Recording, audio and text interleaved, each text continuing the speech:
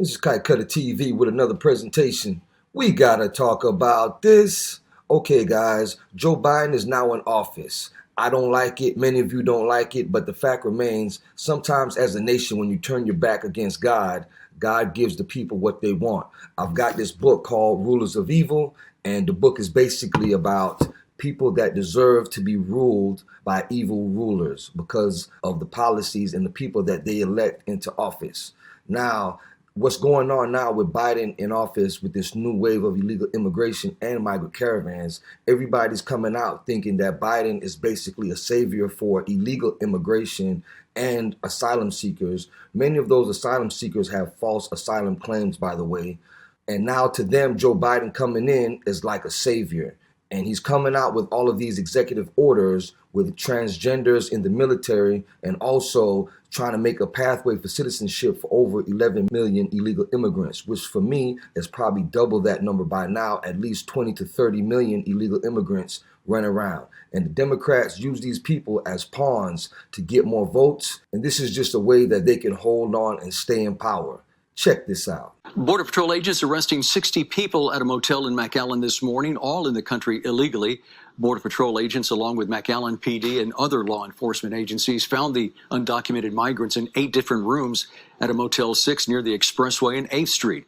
Among the group, 9 unaccompanied children. Authorities say the individuals are from Mexico, El Salvador, Honduras, and Guatemala.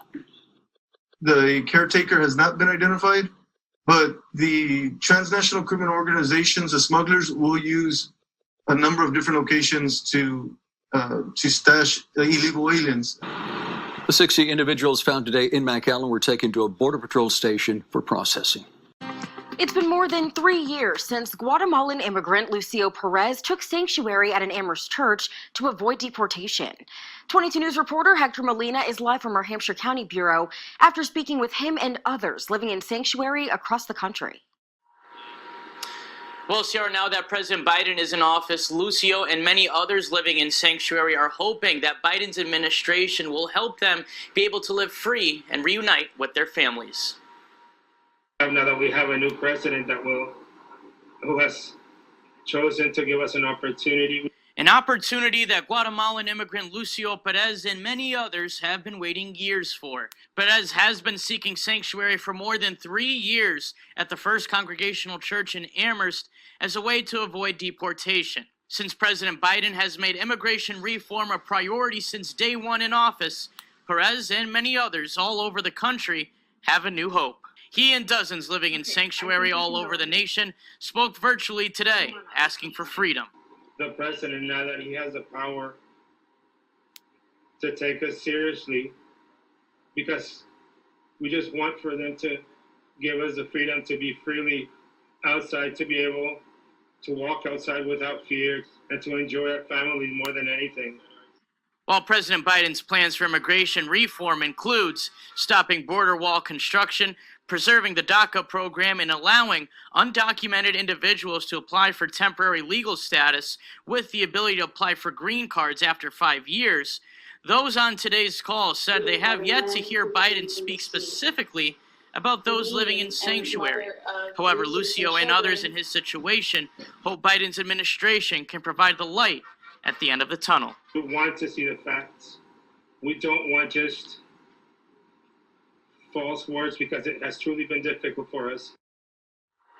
And according to the National Sanctuary Collective, about 50 families currently have relatives living in sanctuary. Working for you tonight from our Hampshire County Bureau in Northampton, Hector Molina, 22 News. Well, 2 women living in sanctuary here in Central Ohio are hoping orders from the new president mean they could hopefully go home soon. Today, community leaders asking customs enforcement for a stay of deportation for Edith Espinal and Miriam Vargas. NBC4's Catherine Ross explaining why supporters say today's request feels a little different. Supporters for Edith Espinal and Miriam Vargas say that they're hopeful about the incoming administration, and after conversations with ICE agents here, they say they're cautiously optimistic. The signs and supporters outside of the Immigration and Customs Office Tuesday have stayed consistent over 3 years.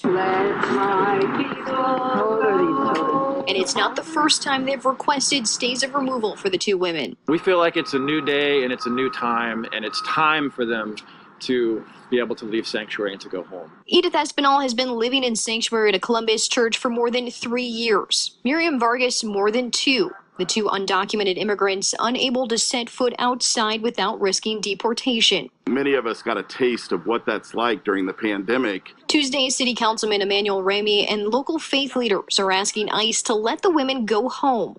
Newly sworn in President Joe Biden says he's halted deportations for 100 days.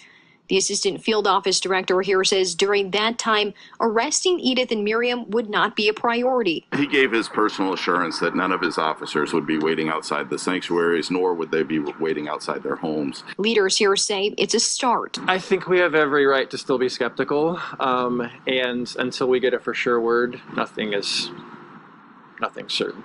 And until they get more clarification, supporters plan to push for a long-term solution. We are here for this stay of removal application that will give them the ability to be home and to start a life well beyond that 100 days. Columbus City Council plans to write an official letter to Senator Brown and Congresswoman Beatty, and they're encouraging supporters to write their own letters and make calls to their offices as well.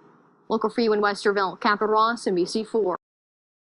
CBP concerned about a recent wave of human smuggling. And they're especially concerned about what they're seeing at one checkpoint. Channel 5's John Paul Barajas reports.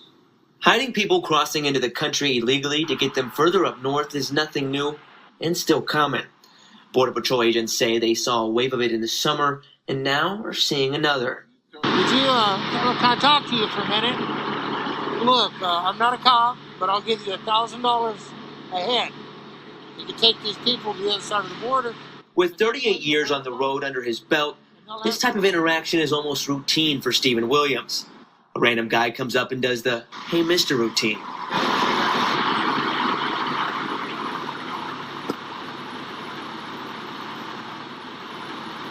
Customs and Border Patrol says that a lot of times the drivers will know when they're human smuggling. Other times they won't. The people will wait till the driver gets off the truck, they'll get a bite to eat or use the restroom, and then try to sneak onto the truck in areas like this where the spare tire is usually held.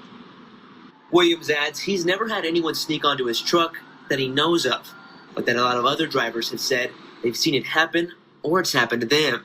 So every time you stop, you make sure to go through all the checks. I don't like the idea of going to jail. How's that sound?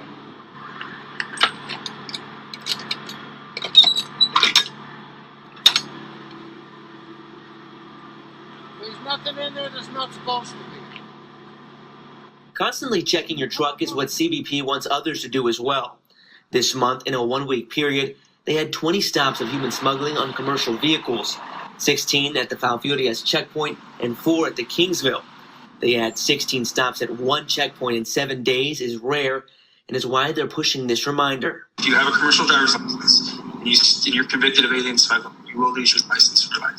Agent Dustin Arrajo explains that's made possible by the state's Texas Hold'em initiative.